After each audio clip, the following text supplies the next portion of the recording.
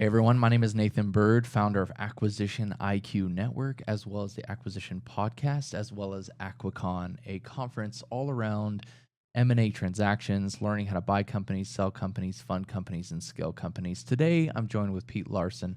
He is a legal service provider, and he's been on the M&A side of multiple transactions, both with the strategic acquisition of real estate in a way that we'll talk about a little bit later in the podcast, as well as helping business owners through the process of acquisition, and then also everything from the legal side of that. So thank you so much for joining us today on the Acquisition IQ podcast. Now today is really about education, and then also creating some use cases that'll be really relevant to those that are watching. So again, thanks for coming. You bet. Glad to be here. So what got you started in the legal field, and what's enjoyable about the job? Yeah, so different path than most attorneys. I was a business owner before I went to law school and failed a couple businesses Mm-hmm. and got frustrated with the process and felt like I needed to understand more about the legal side of it. And so at the age of 32, I told my wife I'm going to law school. And with 4 kids in tow, we went to law school. And I wouldn't suggest that path to anyone. It was hard, but very rewarding on the other end. So I kind of came into the practice of law with a different perspective. And that perspective was More through business ownership, more entrepreneurship, and that kind of thing. And so I think my clients really appreciate that because they have an attorney that is more of a deal maker, understands that businesses have to take risks to make money, and just looking out for them in that sense, like how to mitigate those risks, how to take them wisely, and what the risks actually mean, as opposed to just don't take the risk. We're redlining that out or whatever. Yeah, let's talk a bit more about that. As a lawyer, you have to be a risk mitigator, and you're constantly having to be very analytical as to what contractual agreements are created.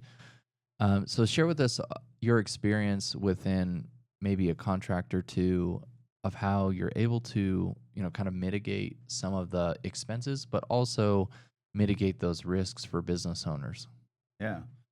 So in a previous role of mine, I was in-house counsel for a large Wall Street services company that their clients were, the top banks in the world. Mm-hmm.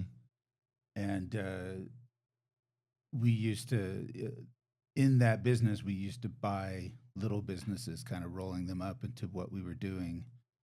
And so we were hiring some of the most expensive attorneys that there are in New York.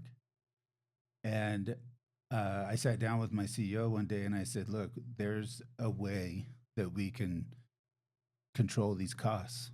And he said, if you can do that, then you will be a hero. So what we did is I devised my own engagement letter with the law firms that had in it a budget that they had to sign off on and agree to. And so basically we knew that that was the cost. And the only way they could go out of the budget was they had to justify that, and we had to agree to it. Otherwise, our bill was going to be what that budget was. And so it kind of kept the attorneys in check, right? Yeah. And several times I had to have that hard conversation with the law firm and say, hey, you went past the budget, and the agreement says we're not paying more than that. Yeah, it's almost like a scope creep, they call it, in like the design world. But then also for the service-based world, I could imagine, like you're saying, it runs rampant. And if the company that is hiring the law firm or any service provider for that matter just keeps paying it and doesn't actually have anything established in a contractual agreement. So you're suggesting, though, that business owners that are going through an M&A transaction make sure to place into their contractual agreement a cost clause, in essence? Exactly. Okay. Basically a budget that they agree to. So you make them get down and think about it and put together a budget, and then you make them sign off on that. And if they go outside of the budget, they're not going to get paid unless you guys agreed Would to you, a based on change. your experience and many contracts that you've reviewed, do many contracts lack that specific clause? Oh, absolutely. Yeah. Okay. That's not you're talking about the contract Yes, with the sir. law firm. Yeah. Yes. Usually it's just here's our hourly rates and you pay our hourly rates. That's usually what a engagement letter with a law firm is. Okay. Okay. Well, that's wise, sound advice from a sage here that has been through many transactions. So, what are other ways? Let's talk about how you were on the law side. Mhm. Going through these transactions. What were some of the negotiations? Do you remember, or maybe we can go back in time a little bit Uh, here on, maybe what was difficult about some of the negotiations that you went through and having to go back and forth on the law side? Because yeah. a lot of times it's one contract is drafted, then you send it to the other side, and then it's drafted again and again Right. and again. So Right. how do you go through that? Yeah, I mean, I think if you're preparing for an M&A transaction, if you're on the sales side, you certainly would want to, before you ever get the lawyers involved, really, you would want to make sure that you're organized for that. Do you have all of your contracts signed and organized so that when the buyer comes in and looks at all your stuff, are they going to be able to find it all? Mm-hmm. Has your accounting been audited, or has it been, what kind of shape is your accounting in, and make sure that's all clean and no questions and can go through scrutiny. Um, Making sure that all of your documents are in order, making sure that your corporate documents are all clean and complete. Once you have all of that all organized, I think it's better. It'll save you legal dollars from your law firm doing that for you, Mm-hmm. right? Because they're going to be charging you $6 to $1,000 an hour, Mm-hmm. and that's really not a good use of your money to have them organize something that you could have done Mm-hmm. yourself. So planning, it's a little bit of time upfront is going to Yeah, save you a lot of bit of money on the yeah, back end. And that's absolutely. what we continuously hear within the M&A Yeah, space. It's everything is about preparation and thinking multiple years in advance. yeah, That's what I'm realizing, and based on a lot of conversations with people on this podcast is, set up. So if you're going to exit, you're going to exit probably 4 to 5 years right. from the day that you think that you say you want to exit, Right, right. right? That's right. Unless, of course, you're on top of all of your books and your Yeah, scheduling and documentation. absolutely. In fact, I Hmm. think that when you've gone through one, I think the next time you are much better at just setting yourself up in a way that keeps it organized. Hmm. So if you can think about that, if this is your first deal, or you're about to exit your first deal, um, think about how can you set it up in a way that'll keep it nice and organized and neat and clean, because that's just going to make you more sellable. Hmm. You know, Yeah. the more organized you are. Increased evaluation. That's what we continually see, Yeah, um, with people that are proactive in their planning, and I believe that that yeah, is a best case scenario.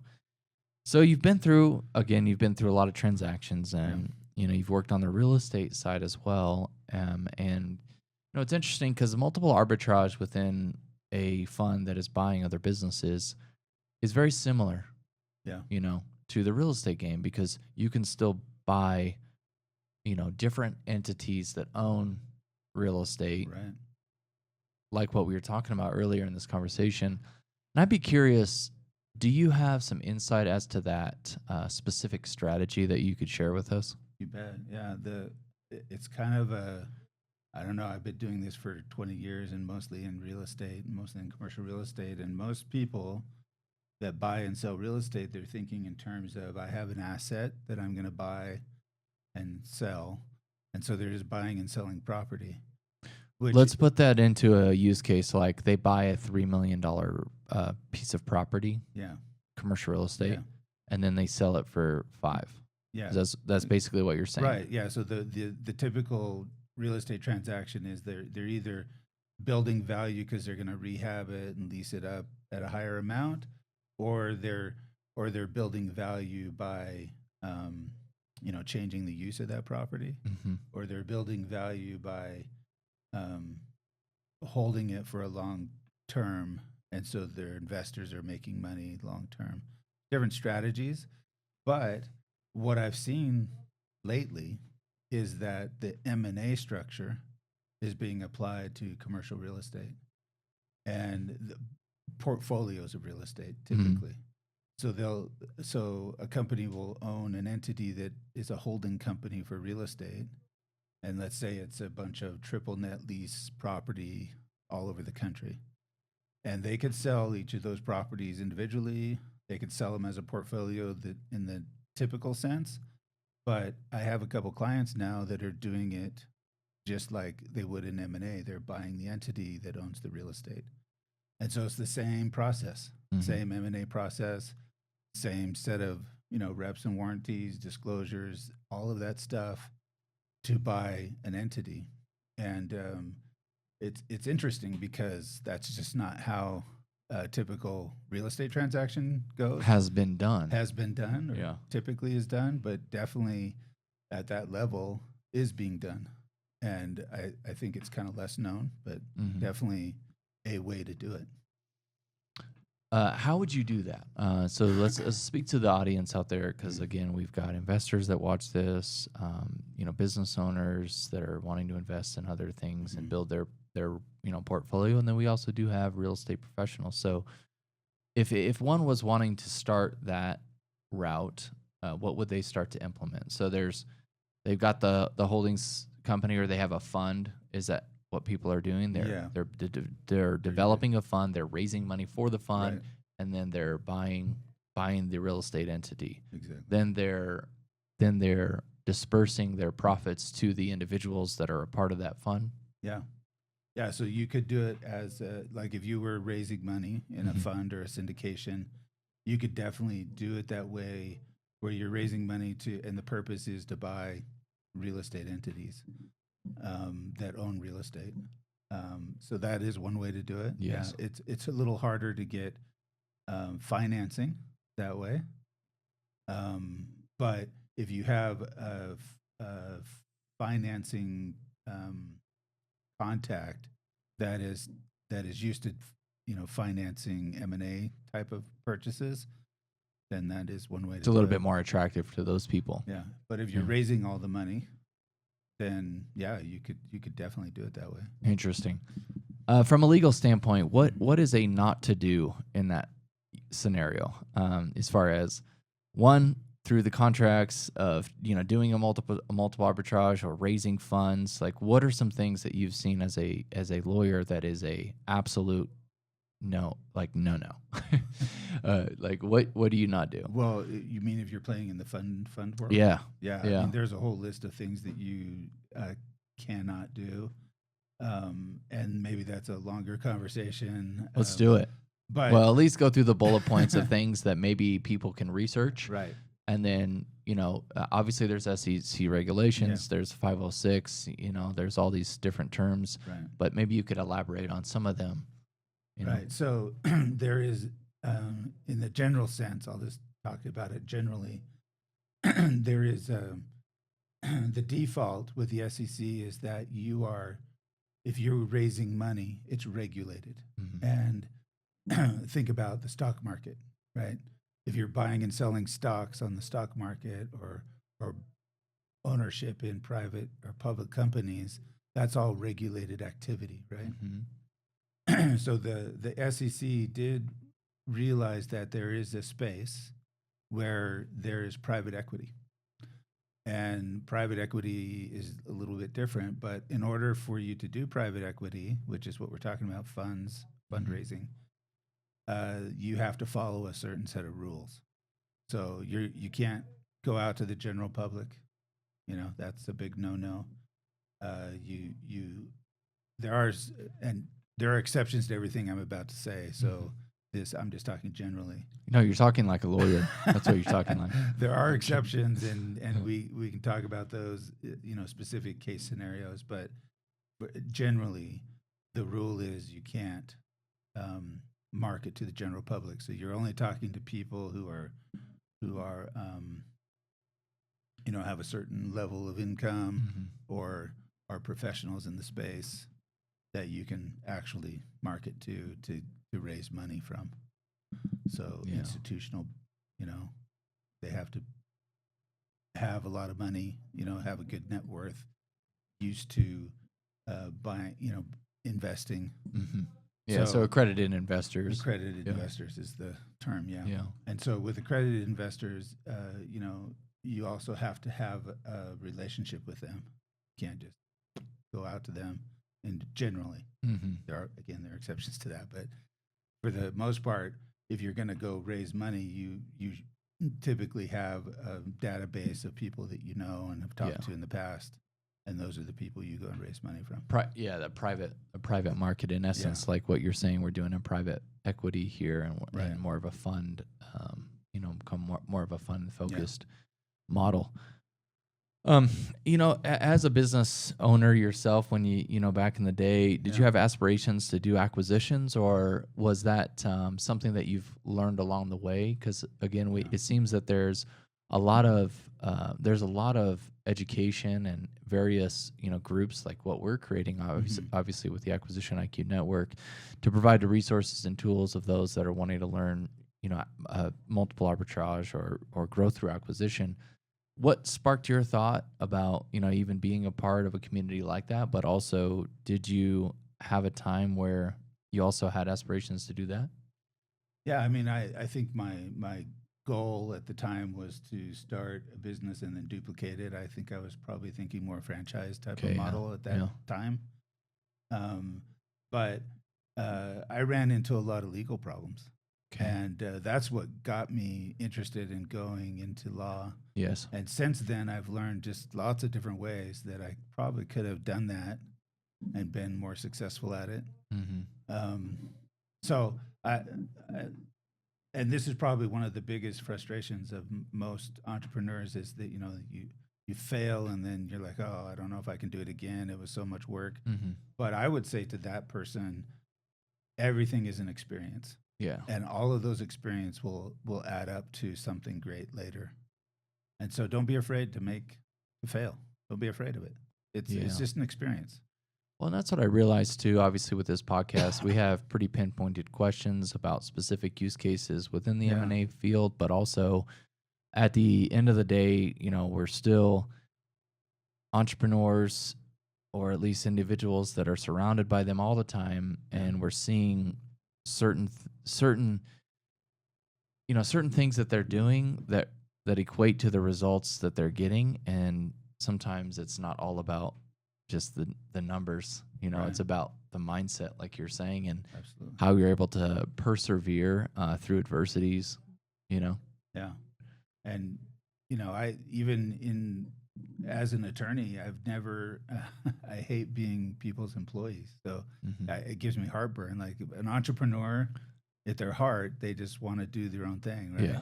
And build something and make it great and find that great exit. Yeah. So I think as an entrepreneur, you learn how to make money, right? Yes. So just take that knowledge and if I failed this one, let's go make some more money. Yeah. It's I just find that in the entrepreneurial spirit, people are just like, let's find a new way. Yeah. Let's talk about some advice that you would give business owners out there, founders and investors, from a legal standpoint and the various transactions that you've been a part of. What are maybe the top 5 things, or 4, depending on how, which your brain is going to access right now, but around legal and some of the main things that you're seeing that can either take down a deal based on the inefficiencies within the agreements and contracts that are stated, because you have to be a mediator at times too. As a lawyer. Absolutely. You're on one side and then you're on the other, and then you're having to help to mitigate communication, or not mitigate, but enhance the communication to get to the end result. So what are some of those things that you would suggest for us to look at? Yeah, I mean, I think the first thing I would say is make sure your attorney understands that businesses take risks to make money. Right? That's good. There's no money made in the safe spot, typically small money. So businesses take risks. You're so right about that. The small money. And it's Yeah. the small money, yeah. So make sure your attorney is the kind of an attorney, vet them out a little bit. Make sure they understand how business works. You want a deal maker, not a deal killer. And a lot of attorneys are known as deal killers because they're so focused on the risks and keeping their clients away from risk, which is fine. Of course, that's the attorney's job to identify the risks, but he should be identifying the risks and letting you make the decision, or identifying the risk and say, I can mitigate these ones we can't mitigate. Are you willing to take those risks? That's what your attorney should be asking you. Yeah, more of a consultant. More of a consultant. Yeah. Like, here's the list of risks. Here's the ones I can mitigate. Here's the ones that we can't mitigate. So either we have to negotiate them out, or you have to be able to want to take on those risks. And those are all good conversations to have, because every business owner knows that if I don't take risk, I'm not going to make money, right? True. So that you want a deal maker, not a deal killer. Okay, that's one. Anything else? So the other one would be, what we talked about is controlling costs, and attorneys hate to be controlled that way. I am a law firm, and I would be, but the reason why I'm with the law firm I'm at is because we're all entrepreneurs. All of us are. So we understand it. We get it. And we're going to do whatever we can to make the client get their deal and be okay with the legal fees. So that's, just finding, they're out there. Yeah. Just find them. And, and if they're not that kind of an attorney, just kind of hold them to a budget, and you'll be a lot better off.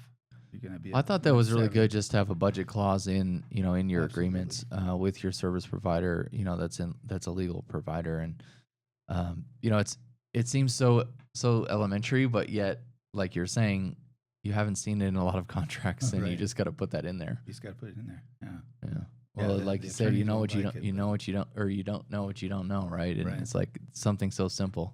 Yeah. Yeah. And most law firms don't like it, but of course they've done enough transactions that they can kind of give you a good idea. Yeah. And it's just going to be better for you to know what that cost is up front. Yeah. Because the worst thing is to, get a good deal and finally exit and see that amount on the settlement statement, and then realize that a big chunk half of goes that's to going the to your fee. attorney. Yeah. So that's not a fun, elation and depression at the same time. Anything else, through your experience?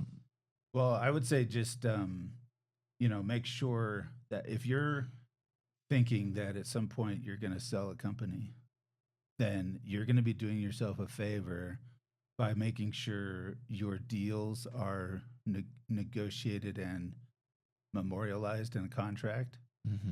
And because that's evidence that there's going to be income for the business, right? And then, so documenting, and then also just doing good accounting. It might be an expense when you're first starting out that you think, I can do that myself and we'll figure it out later with an accountant. I think it's money well spent, a good accountant, because they're going to keep the books in a way that, a buyer will look at later, and they'll see, oh, wow, he started here and he got to here and he's still on a trajectory. Yeah. That should all be proven by documentation. Well, guys, if you're out there and you're a small business owner and, you're on track to potentially have a good exit within your company, don't let your documentation or lack of decrease the overall valuation of your exit. That's just one thing right there, based on here, Mr. Pete. Yeah. Telling us what he's gone through. And we've had several people on this podcast that are saying the same thing. It's all documentation, organization, and preparing from the beginning. Yeah.